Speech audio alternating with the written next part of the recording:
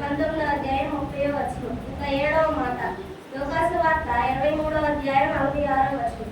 యేసు శిలువపై మరణించినది సాయంకాలం 3 గంటల సమయము. అది దేవునికి సాయంకాలం బలి అర్పించే సమయం. బలి అర్పించినకు ముందు పూర్తి అయిన తరువాత యాజకుడు బూర ఊపుతాడు.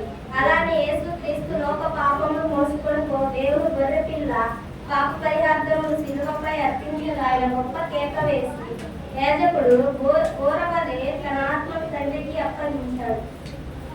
7వ మాట చాలా ప్రాముఖ్యతను సంతరించుతున్నది. ఎవరైనా చనిపోకుండా మాట్లాడే మాటలను చాలా జాగ్రత్తగా ఇంటి వారు వింటారు, ఆచరిస్తారు. పైన పత్రికలో 2వ తిమోతి రాసిన పత్రిక 2వ అధ్యాయం 2-3 వచనం. నీవు అనేక సాక్షుల ఎదుట నా వలన మిగిలిన సంగతులు ఇతరులకు బోధించుటకు సామర్థ్యము గల నమ్మకైన మనుషులకు అప్పగింపు. క్రీస్తు యేసు యొక్క మంచి సైనికుల వలె నాతో కూడా శ్రమను అనుభవించు. అయితే యేసు తన ఆత్మను తండ్రికి అప్పగించను.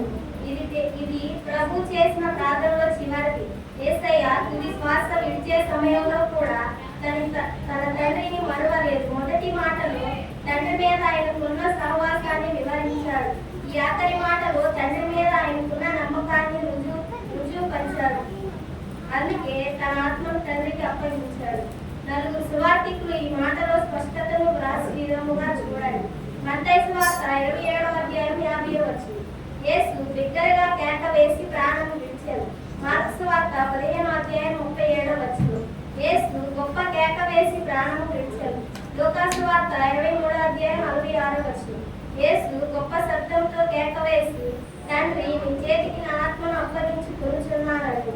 యోహాను వార్త 19వ అధ్యాయం 30వ వచనం. యేసు సమాప్తమైన దాన్ని చెప్పి తలవంచి ఆత్మను అప్పగించారు. ఇది సిలువలో ఆయన కనపరిచిన ప్రేమను గుర్తించి చేర్చున్నాడు. ఈ 7 మాటల్లో నెరవేరిన 7 ప్రవచనాలు యేసయ్య సిలువ మరణానికి సంబంధించిన పరిశుద్ధ గ్రంథంలో వ్రాయబడిన ప్రవచనాలు అన్ని నెరవేరబడ్డాయి. వాటి నెరవేర్పు దేవునికి సంపూర్ణమైన ప్రేమను గుర్తు చేయించున్నది. 7 మాటల్లో 7 ప్రవచనాలు. దేవుడి చిన్నాన్ని దీవించారు.